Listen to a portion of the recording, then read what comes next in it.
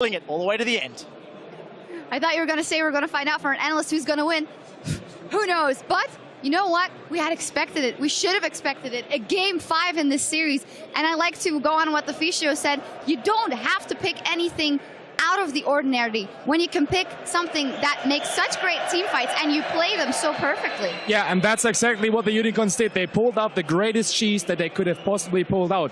To quote a very famous StarCraft caster, sometimes if you go the standard way, that's the greatest cheese. So no one expected the Unicorns to go standard. They picked it. They picked meta champions. They picked a composition that made just sense for our own team fight, objective control. They played it out perfect, nothing at all, nothing out of the ordinary, just standard picks, standard performance, and they beat Fnatic. It was just standard incredible. game 5. Yeah, and they worked really well together. Like, they played it really well as a team. I was keeping track of the kill participation. The last team fight, I wasn't able to check out the numbers, but for almost the entire game, it was 90% plus for the entire team. Everyone was contributing to all of the kills. There was no standout individual performance. It was just Unicorns of Love stepping up and playing great.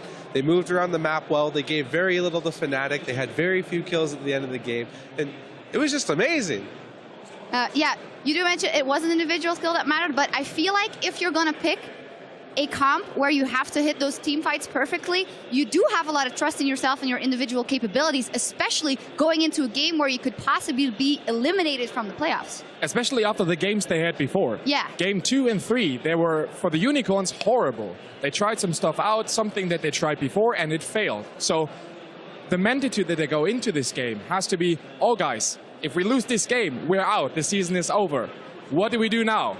And then you have to have the nerves to pull out the standard composition and win the whole thing. Vivi Chachi is a player I want to point out especially. He played Irelia. He got camped like crazy.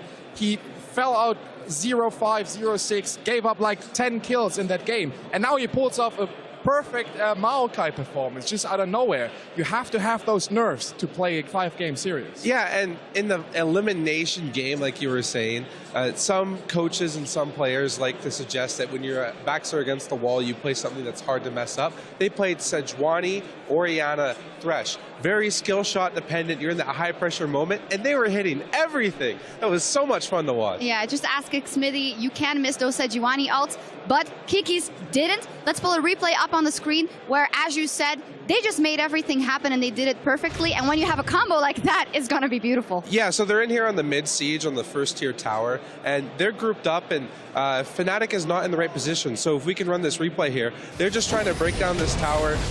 They're pushing up to make sure they can get to the zone, and Gregus has no E, he has no more mobility left. They land the hook, kite back on Huni, and here comes the Glacial Prison into the Shockwave. Just so beautiful, does so much damage, locks up the team with the CC. They have no time to respond, and Fnatic just has to get out of here. But it's going to be too late.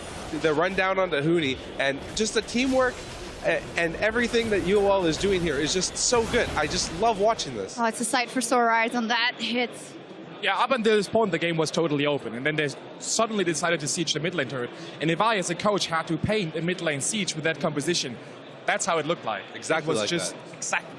Yeah. It was beautiful indeed, and Power of Evil now on the Orianna, something again that was a little bit more scaling. You wanted to extend on that a little bit because he hit a lot of shockwaves this time around, and it was really nice to see. He missed like 1 out of 15 or something. That was just an amazing, I didn't count either. It was just like a close to perfect performance on that Orianna. And that's one thing that we really have to point out. Power of Evil is a known assassin player. He's known for playing Syndra. He's known for playing LeBlanc. He's known for playing Ahri. Not lately, though. Not lately, though, and that's the point I want to point out here. Because suddenly you have to think about the possibility to ban out those late-game damage control champions for him. He's not only banned on the Syndra, but now you have to take into consideration if you ban the Orianna or the Kog'Maw, something that we haven't seen today and he can pull out any day.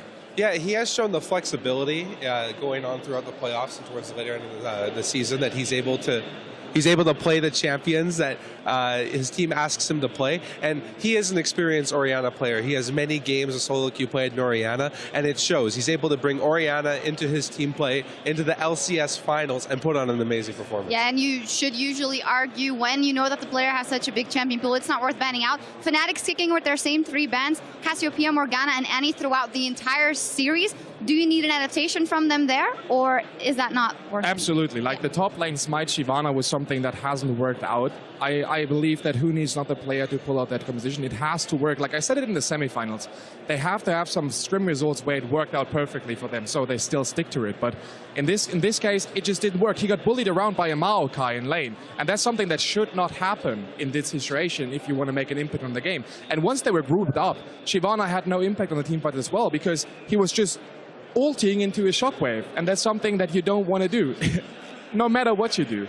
The Hecarim works for him, the Rumble works for him. That was open here. The Vladimir works for him. Yep. Why do you pick the Shyvana top lane with this smite tactic? I don't see the reasoning behind it. Yeah, I want to see him return to more of those styles of champions. That fits Huni's play style a bit better. And yeah, if I think maybe Fnatic looking at the next game, I think they should move away from the Shyvana. We'll see what they decide to go with, giving Huni the pointers to maybe go on that Vlad, go on Hecarim. Let's kind of look to a couple of other lanes, because we talk so much about Power of Evil and Huni in the top lane, and Reignover as a jungler. He is so central to that, but here he wasn't able to put it down. I do feel like he could still be the absolute key in the next game, get those pressure down on the right lanes, because that's also what got them rolling before. Reignover was the key element of the Fnatic wins in game 2 and 3. He was the one putting on that early pressure and just controlling the vision control, controlling the pace of the game, setting up his lanes and bringing them ahead, which ultimately led to the Fnatic team winning those team fights. In this game, he wasn't able to have such a big impact, because you have those lanes who are fairly hard to gank.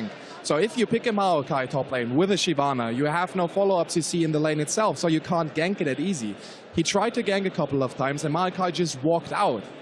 That's something maybe you have to adapt. Like maybe try to focus the mid lane, maybe try to focus the bot lane, make some bot lane. Febiven, last week's MVP, try and get him ahead maybe. Yeah, and the jungler is generally the one that influences the most in the early game. It's your jungler that's going to put you ahead. Usually your jungler also going to, or the enemy jungler is going to put your team behind as well. And even though Reignover is known as a strong carry early game jungler, he just wasn't able to make a connect this game. And when they moved into the mid game or the early mid game, it was the teamwork out of UoL that was able to surpass the teamwork of Fnatic. Yeah, just too crisp of a team play out of UoL, but Fnatic not out of this one yet by any means. I'm not going to ask you to predict anything. We're just going to see. It's all coming down to game 5 to decide who walks away as the spring split champion. Don't touch that browser. We'll be right back.